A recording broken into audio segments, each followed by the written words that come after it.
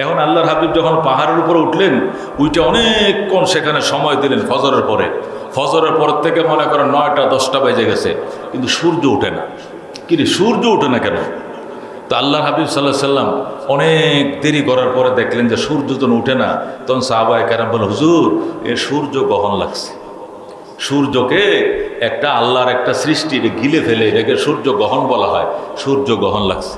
আল্লাহর হাবিব সাল্লাল্লাহু আলাইহি সাল্লাম বললেন, সূর্য গ্রহণ লাগছে? কহ আরে সর্বনাশ, 2 রাকাত নামাজ পড়ো সবাই। সাহাবায়ে কেরামকে নিয়ে নবীজি পাহাড়ের উপরেই 2 রাকাত নামাজ পড়লেন। 2 রাকাত নামাজ পড়ার পরে আল্লাহর কাছে দোয়া করে, আল্লাহ আল্লাহ তুমি সূর্য গ্রহণ থেকে আমাদেরকে মুক্তি দাও। সূর্য দুনিয়াতে না থাকলে তো মানুষ বাঁচবে না, সূর্য না থাকলে তো গাছপালা বাঁচবে না। আল্লাহ কে তোমার সূর্যকে গিলে ফেলছে, তুমি সেটাকে বের করে দাও। মানে সূর্য গ্রহণ চন্দ্র গ্রহণে যে 2 রাকাত নামাজ পড়া সুন্নত, এই নামাজ পড়ে নবীজি মোনাজাত শেষ করলেন। মোনাজাত শেষ করার পরেই দেখলেন জিবরাইল আলাইহিস সালাম, আল্লাহু আকবার, 70,000 ফেরেশতা নিয়ে হাজির হয়ে গেছে। সুবহানাল্লাহ। কিরে জিবরাইল বিশাল বড় বাহিনী নিয়ে? আল্লাহর হাবিব এখনো পাহাড়ের উপরে, নিচে নামেন নাই। নামাজের সালাম ফিরাইলেন, দেখলেন জিবরাইলের নেতৃত্বে 70,000 ফেরেশতার বিশাল বড় বহর। সালাম দেয়া জিবরাইল কমান্ডার হাজির হয়ে গেল। নবী আলাইহিস সালাম বলেন, জিবরাইল তুমি আইছো? কহ আমি একা আসি নাই, 70,000 ফেরেশতা আসছে। সুবহানাল্লাহ। আল্লাহর হাবিব বললেন, যুদ্ধ কার সাথে করবা? ওরা তো পলাইছে, আমি আইছি 28,000 নিয়ে, ওদের হদিস পাই নাই, তুমি আবার 70,000 নিয়ে আসলা কেন? জিবরাইল বলে, হুজুর আমি যুদ্ধ করতে আসি নাই, আমি অন্য কারণে এসছি। কি কারণে এসছো? আপনার সাহাবী মুআবিয়া বিন মুআবিয়া রাদিয়াল্লাহু তাআলা আনহু মারা গেছে।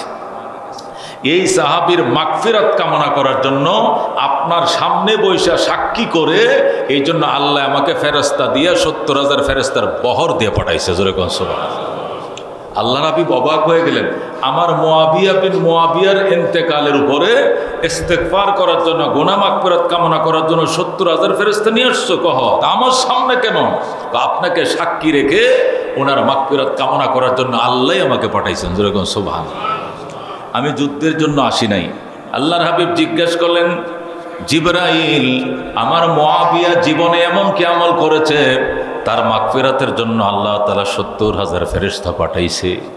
জিবরাইল ডাক দিয়ে ফাইন্নাহু ইউকসিরু সূরাতাল ইখলাস। বলেন সুবহানাল্লাহ। জিবরাইল বলেন, ইয়া রাসূলুল্লাহ আমি যতটুকু জানতে পেরেছি আল্লাহ তাআলা থেকে, ওই সূরা ইখলাস আপনার মুআবিয়া বিন মুআবিয়া বেশা বেশি তেলাওয়াত করে, এইটার জন্য আল্লাহ খুশি হইয়া তার মাগফিরাতের জন্য 70,000 ফেরেশতার বহর দিয়ে আমাকে পাঠাইছে। যেরকম সুবহানাল্লাহ। মেরে ভাই ও দোস্ত বুজুর্গ, এর দ্বারা আন্দাজ করা যায় যে এই সূরার কি মর্যাদা আল্লাহ তাআলা রেখেছেন। যেরকম সুবহানাল্লাহ। আল্লাহর হাবিব সাল্লাল্লাহু আলাইহি সাল্লাম ইরশাদ করেন, আমি একদিন মসজিদে নববীতে ঢুকতেছি, তা আমার সাথে আরো কিছু ফেরেশতারাও আছে, এরা সাহাবীরাও আছে। আমি মসজিদে নববীর গেট দিয়ে যখন ঢুকবো, ঢোকার পরে দেখি যে বাম কোনায় বসে এক সাহাবী মোনাজাত করতেছে। আমি ঢুকবো, এক সাহাবী দেখলাম কোনায় বসে মোনাজাত কর, চিল্লা চিল্লা আল্লাহর কাছে কাঁদতেছে, মোনাজাত করতেছে। একা একা মসজিদে ঢুকে আউট টাইমে, আসরের পরে, মাগরিবের আগে, আজানের আগে নিরিবিলি বসে যখন দোয়া কবুল হয়, খুব মোনাজাত কাঁদতেছে একা একা। আল্লাহর হাবিব সাল্লাল্লাহু আলাইহি সাল্লাম এর মোনাজাতের দৃশ্য দেখিয়া পয়গম্বর কাছে পিছন দিয়ে এসে দাঁড়াইলেন। পিছন দিয়ে দাঁড়ানোর পরে যখন সাহাবী মোনাজাত শেষ করছে, তখন আল্লাহর হাবিব সাল্লাল্লাহু আলাইহি সাল্লাম জিজ্ঞেস করলেন, এই অভিনব কায়দায়, এই আধুনিক নিয়মে, এত সুন্দর নিয়মে মোনাজাত কোত্থেকে তুমি পাইলা? হুজুর সূরা ইখলাস থেকে আমি মোনাজাত বানাইছি। যেরকম সুবহানাল্লাহ। ওই সাহাবী মোনাজাত করতেছিল কি? আল্লাহ আল্লাহ ইগফির লি ইয়া আহাদ, ইগফির লি ইয়া সামাদ, ইগফির লি ইয়া মান লাম ইয়ালিদ ওয়া লাম ইউলাদ ওয়া লাম ইয়াকুল লাহু কুফুয়ান আহাদ, ইগফির ইয়া আহাদ, ইগফির ইয়া সামাদ, ইগফির ইয়া মান লাম ইয়ালিদ ওয়া লাম ইউলাদ ওয়া লাম ইয়াকুল লাহু কুফুয়ান আহাদ। ওগো সামাদ, ওগো স্বয়ং সম্পন্ন আমাকে মাফ করেন, ওগো স্বয়ং সম্পন্ন আমাকে মাফ করেন। ইগফিরলি ইয়া আহাদ, ওগো একক আল্লাহ আমাকে ক্ষমা করেন। ইগফিরলি ইয়া সামাদ, ওগো স্বয়ং সম্পূর্ণ আপনি আমাকে ক্ষমা করেন। ইগফিরলি ইয়া মাল্লাম ইয়ালিদ ওয়া লাম ইউলাদ, ওগো জন্ম দেন নাই, জন্ম নেন নাই, ওগো মহান সত্তা আমাকে মাফ করেন।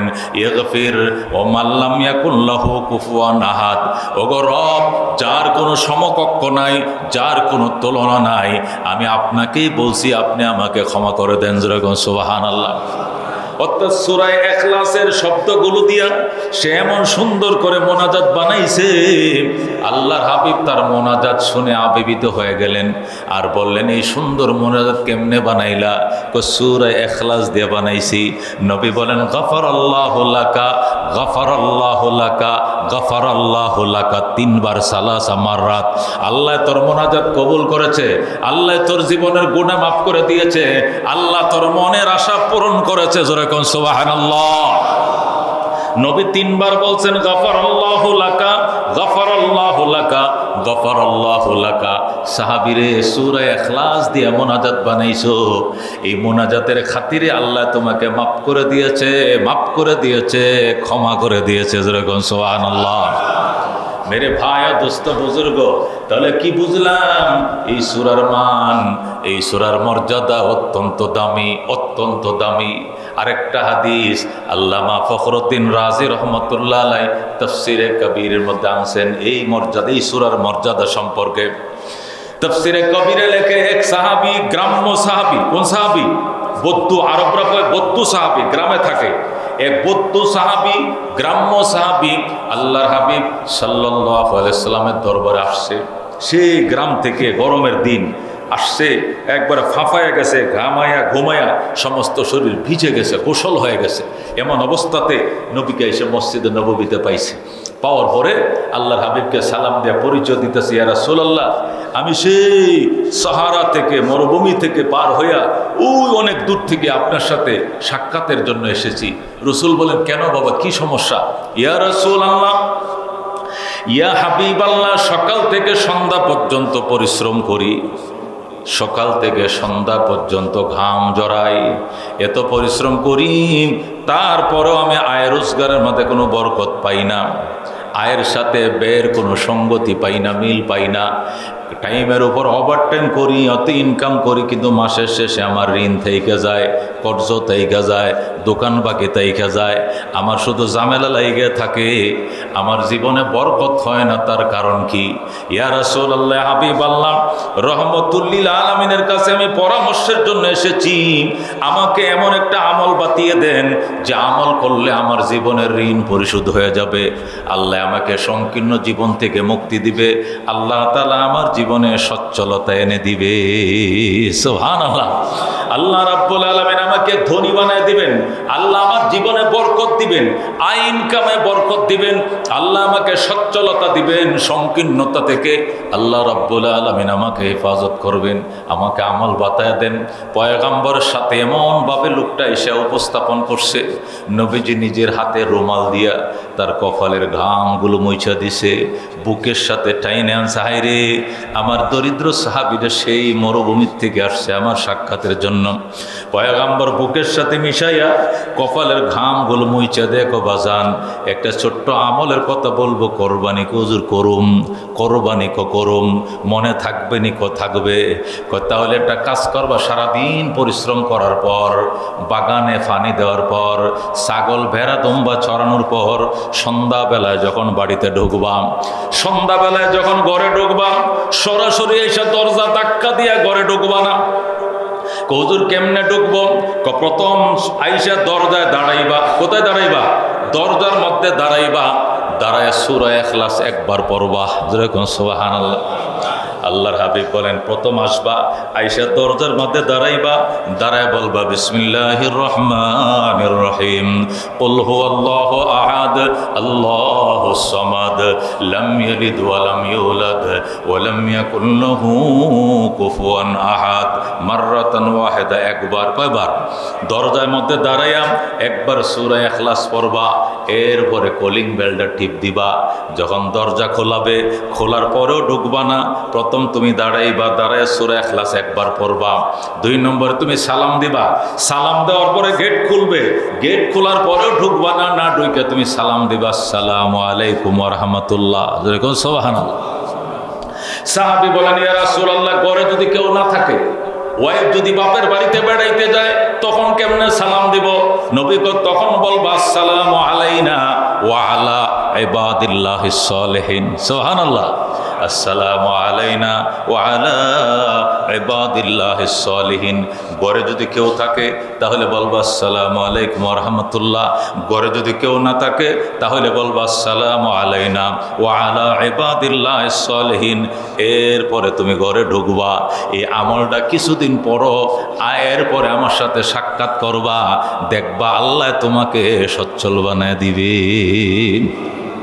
সাহাবী আল্লাহর হাবিবের এই পরামর্শটা, আল্লাহর হাবিব সাল্লাল্লাহু আলাইহি সাল্লামের এই টিপসটা, এই পরামর্শটা এত আন্তরিকতার সাথে তিনি গ্রহণ করলেন। ইয়া রাসূলুল্লাহ, ফাতাকা আবি ওয়া উম্মি, আপনার জন্য আমার পিতা মাতা উৎসর্গ করতে আমি রাজি আছি। সুবহানাল্লাহ।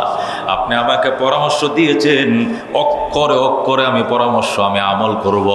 সাহাবী আমল শুরু করে দিয়েছে। বাড়িতে যায়া অন্য দিনের মতো ধাক্কা দিয়ে ঘরে ঢুকে না, দরজায় যায়, আউযু বিল্লাহ বিসমিল্লাহ পড়ে, সূরা ইখলাস একবার পড়ে, এরপরে সালাম দেয়, এরপরে ঘরে ঢুকে। এইভাবে কিছুদিন আমল করার পর আল্লাহ তাআলা তাকে উট, ছাগল, পেরা, দুম্বা এত বারাকা দিয়েছে, খেজুর বাগানে এত খেজুর দিয়েছে, সম্পদ পাহারা দিতে গিয়া আমলের রেজাল্টটা নবীকে শোনানোর সময় পায় না। আল্লাহু আকবার। নবী তাকে বলে দিয়েছিলেন কেমন হয়েছে আমলের পরে তোমার জিন্দেগিতে আল্লাহ বরকত দিয়েছে কিনা, আমারে পরে কইও, আমারে পরে জানাইও। কিন্তু জানানোর মতো সে সময় পায় না। আগে ছিল ছাগল 10টা, এখন হয়ে গেছে 10,000। সুবহানাল্লাহ। আল্লাহ এত সম্পদ দিয়েছে, সম্পদ থুইয়া বাড়িতে আসার সময় পায় না, নবীজির সাথে সাক্ষাৎ করার সময় পায় না। আল্লাহর হাবিব সাল্লাল্লাহু আলাইহি ওয়াসাল্লাম বলে, একদিন অনেক দিন পর আল্লাহর হাবিব যাচ্ছিলেন কোথাও, যাওয়ার পথে রাস্তার মধ্যে ওই সাহাবীর সাথে দেখা। আল্লাহু আকবার। আল্লাহর হাবিব সাল্লাল্লাহু আলাইহি ওয়াসাল্লাম সাহাবীরা বলে, এদিকে এদিকে, তুমি না আমার কাছে ওই যে গেছিলে অনেক আগে একটা আমলের জন্য তোমার দরিদ্রতার অভিযোগ নিয়ে, পরে যে আমি আমলটা বাতাইছিলাম, এটা আমলটা করছিল, তুমি করছি তো এটার রেজাল্টটা শোনাইবা না? আল্লাহ কি এখনো দরিদ্র রাখছে না ধনাট্য দিছে? ধন সম্পদ দিছে না এখন আগের মতো গরিব? সাহাবী কয়া রাসূলুল্লাহ, ফাজল মাল আলা জিরানি, ফাজল মাল আলা জিরানি।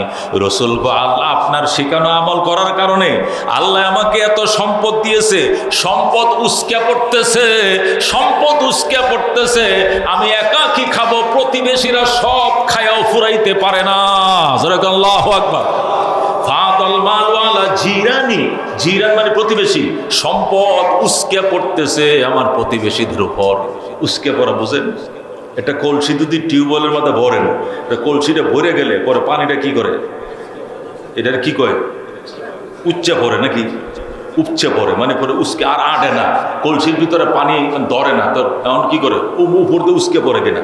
সাহাবি ওই কথাটা বলতে, ফাজল মালু আলা জিরানি। ওগো আল্লাহর হাবিব, আপনার এই টিপসের উপরে আমল করার কারণে আল্লাহ এত সম্পদ দিছে, আমার আলমারিতে টাকা রাখার জায়গা নাই, গরুর ঘরে গরু রাখার জায়গা নাই, ছাগলের ঘরে ছাগল রাখার জায়গা নাই, ভেড়ার ঘরে ভেড়া রাখার জায়গা নাই, আর কি ধানের গোলায় ধান রাখার জায়গা নাই, খেজুরের গোলায় খেজুর রাখার জায়গা নাই, প্রতিবেশীদের গায়ে উস্কে পড়তেছে, আমি আমার সম্পদে প্রতিবেশীরা খাইও শেষ করতে পারতেছে না। যেরকম সুবহানাল্লাহ।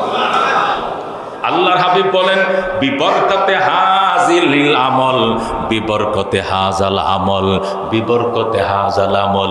ওই আমলের বরকতে আল্লাহ রাব্বুল আলামিন তোমাকে এত এত সম্পদ দান করেছে। মেরে ভাই ও দোস্ত বুজুর্গ, এই জন্য এই হাদিসগুলো সহি হাদিস। আল্লামা ফখরুদ্দিন রাজি তাফসিরে কাবিরের মধ্যে সূরা ইখলাসের ব্যাখ্যার মধ্যে 32 খণ্ড, 32 নম্বর খণ্ডের মধ্যে এটা আসছে। কারণ সূরা কুল হুয়াল্লাহ নাস পালে কোরআনের পর শেষ ভাগ, তাফসিরের কিতাবে করে শেষ ভাগের মধ্যে এই ঘটনাগুলো আনছে, হাদিসগুলো আনছে। এই জন্য আমাদের অনেকের ভিতরে এমন সমস্যা আছে, হুজুর আমিও তো কাম কাজ করি, বউটাও অন্যের ঘরে বুয়াগিরি করে, পোলাফানগুলো রিস্কা চালায়, সবাই কামাই করি, কিন্তু দিন শেষে দোকান বাকি তো থেকে যায়, দিন শেষে ঠিকমতো ঘর ভাড়া দিতে পারি না, 5 জনে মিললে কামাই, এরপরে সারা জীবন থাকলাম ভাড়া বাড়িতে। মানুষ কত ফ্ল্যাট কিনে, প্লট কিনে, আমাদের ফ্ল্যাট প্লট দূরের কথা, ভাড়া দিয়াও থাকার সামর্থ্য নাই। কারণ কি? একটি মাত্র কামন বাজান, আমল চিনি না, অজু গোসল জানি না, পাক না পাক বুঝি না, সততা ইনসাফ বুঝি না, আমল জানি না, এই কারণে আল্লাহ জীবনে বরকত দেয় না। কথা কোন ঠিক কিনা? আমল করেন, আজকে বললাম আমল করেন, কিছুদিন আমল করেন, 3 মাস 6 মাস আমল করেন, 6 মাস পরে করেন হুজুর আমল তো করছিলাম, রেজাল্ট পাইলাম না, তখন জবাব দেবো ইনশাআল্লাহ। জবানটাকে পবিত্র করেন, আমল শুরু করে দেন। আজকের থেকে বাসায় ঢোকার সাথে সাথে বাসার দুয়ারে যায় কলিং বেল চাপবো না, বরং আস্তে আস্তে জুতাগুলো খুলবো, আর সূরা ইখলাস আউযুবিল্লাহ সহকারে বিসমিল্লাহ সহকারে একবার পড়ব।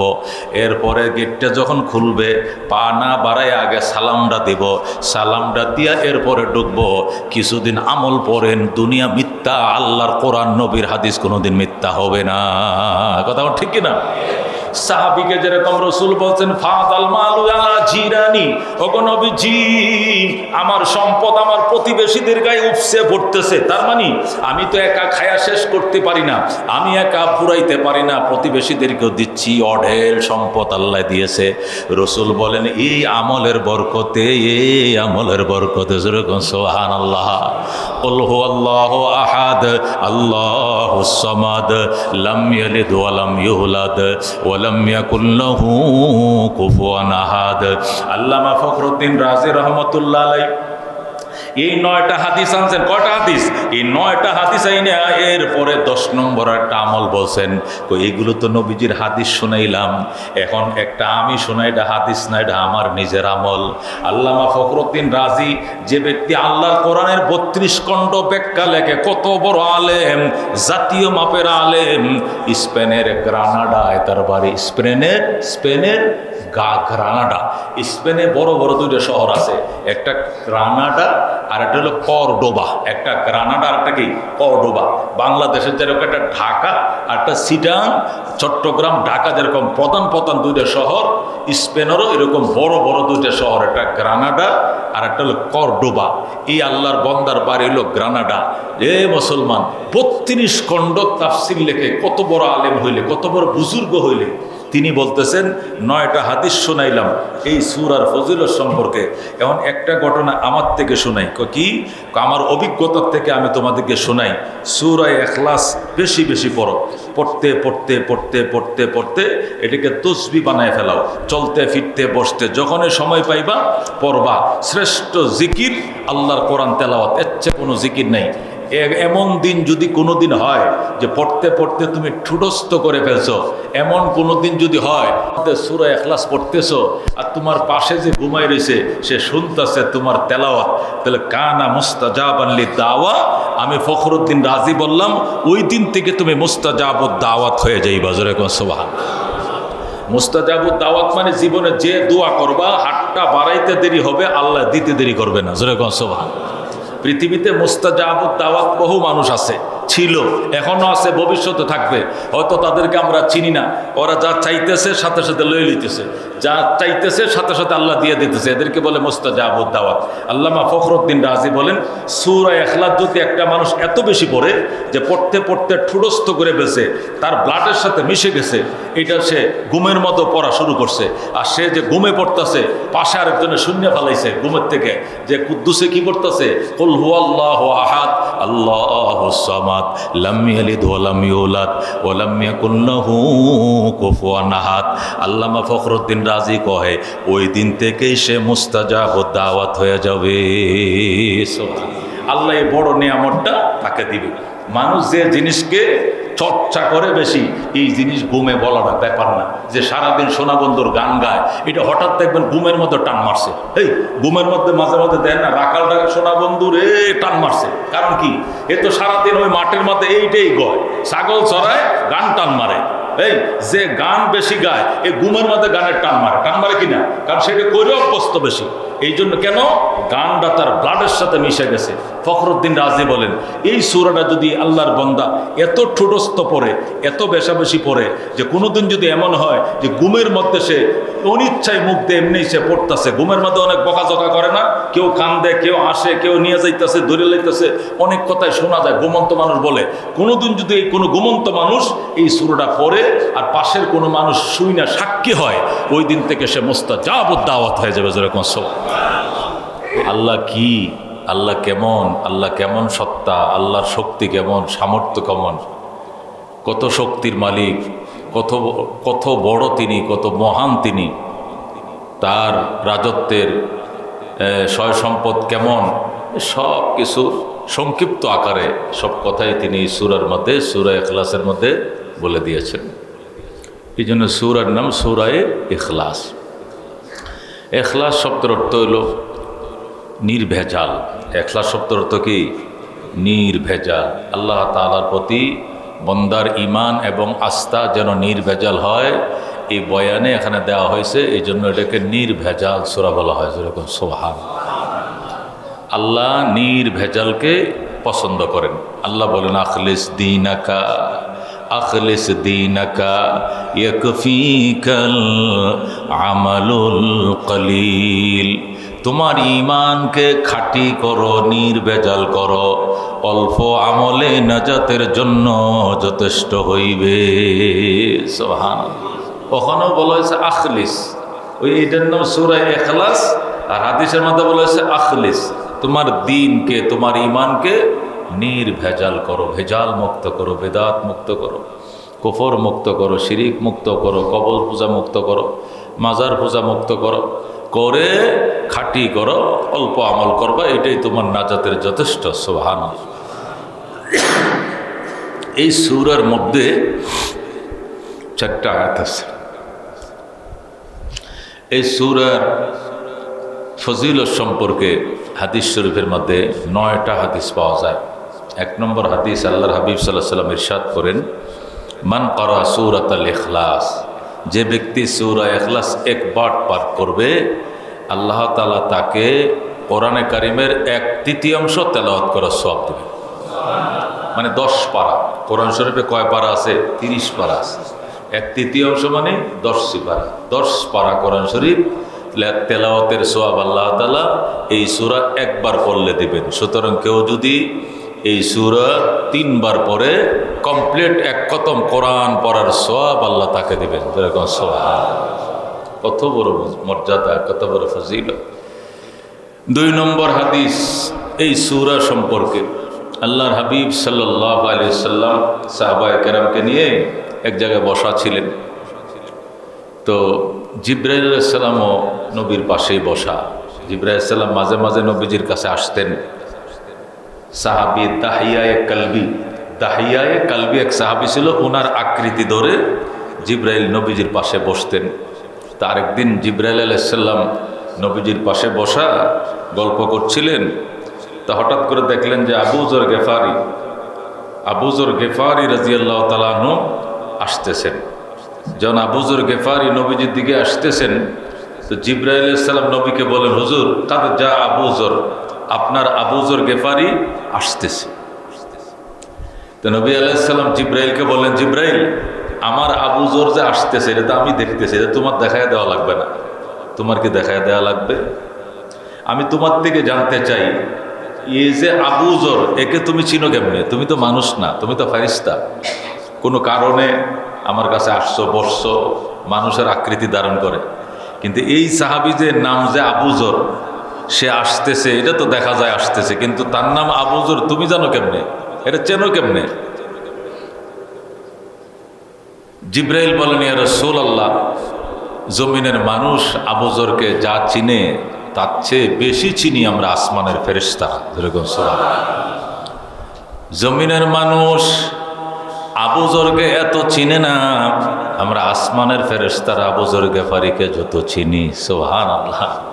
তো আল্লাহর হাবিব জিবরাইলকে জিজ্ঞেস করলেন, আমার আবু যরকে তোমরা এত চিনো? মানে আমার আবু যরকে এত চেনার কারণ কি? এমন কি আমল করছে আমার আবু যর গেফারি যে জমিনের মানুষ থেকে আকাশের ফেরেশতারা বেশি চেনো?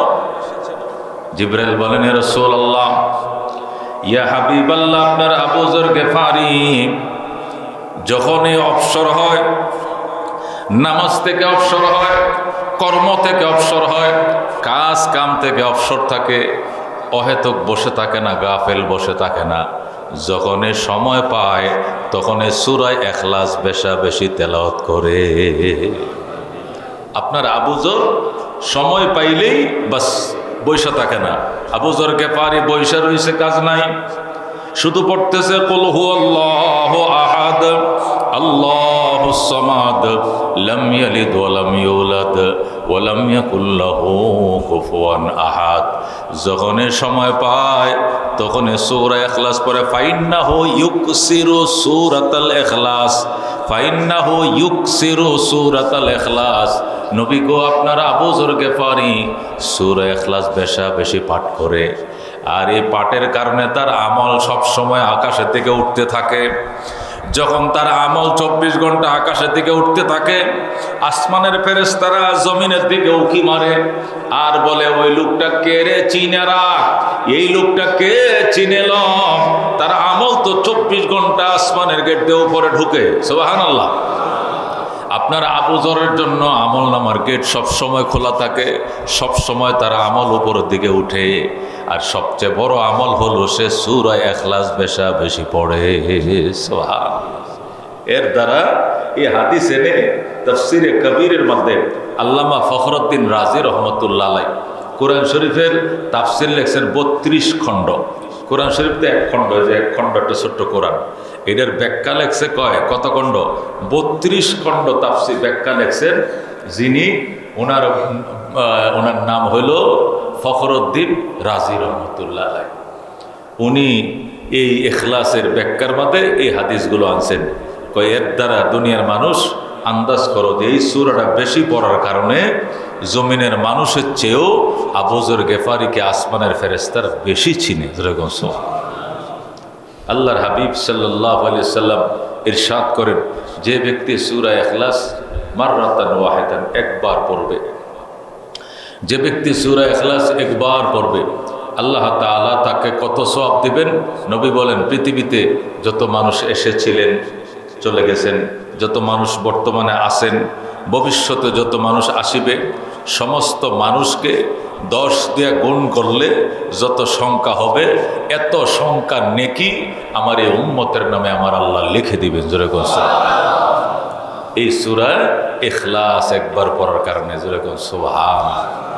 قل هو الله أحد الله الصمد لم يلد ولم يولد ولم يكن له كفوا أحد। অন্য হাদিসে আছে, আল্লাহর হাবিব সাল্লাল্লাহু আলাইহি ওয়াসাল্লাম মসজিদে নববীতে বসা, নবীজি মসজিদ নববীতে বসা। আল্লাহু আকবার। পাশে এক সাহাবী আইসে সুন্নত পড়তেছে, তো সাহাবী রাসূল সুন্নত পড়ে বসে রয়েছে, আর এক সাহাবী পাশে এসে নিয়ত বাঁধছে।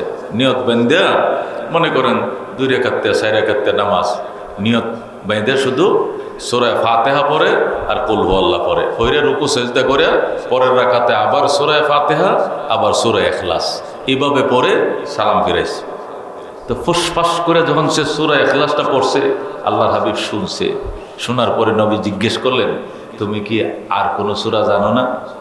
অন্য কোনো সূরা তোমার মুখস্থ নাই? তুমি দুনো রাকাতে একই সূরা পড়লা, কারণটা কি? আলহামদুর সাথে সূরা ইখলাস, একটার সাথে ইখলাস আর একটার মধ্যে ফালাক লাগাইতা, একটার মধ্যে ইজাজা, আরেক রাকাতের মধ্যে ইখলাস কইতা, তুমি প্রত্যেক রাকাতের মধ্যে সূরা ইখলাস পড়লা, তার কারণটা কি?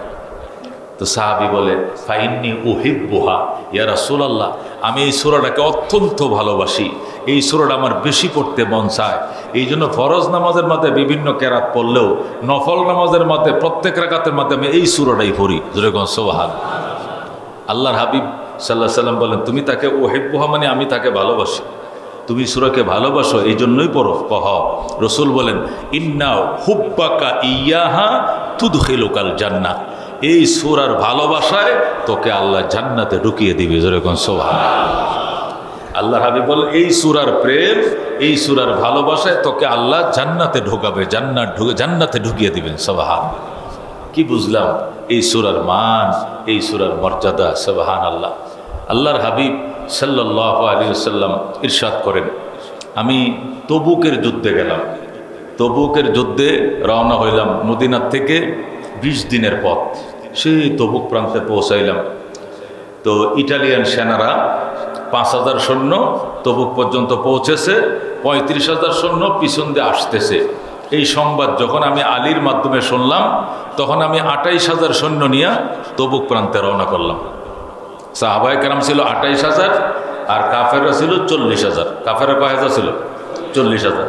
কাফেররা রওনা করছে ইটালির থেকে, রোম থেকে, ইটালির রাজধানী থেকে, আর নবী রওনা করছেন মদিনার থেকে। তবুক হলো মাঝখানে, এইদিকে রোম থেকেও 20 দিনের পথ, মদিনার থেকেও 20 দিনের পথ, মাঝখানে যুদ্ধ হবে। আল্লাহর হাবিব সাল্লাল্লাহু আলাইহি সাল্লাম 28,000 সাহাবী নিয়ে তবুক প্রান্তে পৌঁছাইলেন। আগের নবীজির সংবাদ জেনে নিছেন যে ওরা 5,000 সৈন্য অলরেডি আইসে গেছে, তবুকে এসে আস্তানা ঘেরে ফেলছে, আর বাকিরা আসতেছে। আল্লাহর হাবিব 28,000 সাহাবায়ে কেরাম নিয়ে তবুকের প্রান্তে পৌঁছাইলেন। নবীজির আগমনের কথা আজ করতে পেরে, জানতে পেরে কাফেররা লেজ গুটিয়ে পালিয়ে গেছে। যেরকম আল্লাহ নবীজি যায় দেখলেন যে ওখানে তো 5,000 সৈন্য আরো 1 সপ্তাহ আগেই পৌঁছার কথা, পৌঁছেছে। বলেছে আলী নিজে দেইকে আসছে যায়।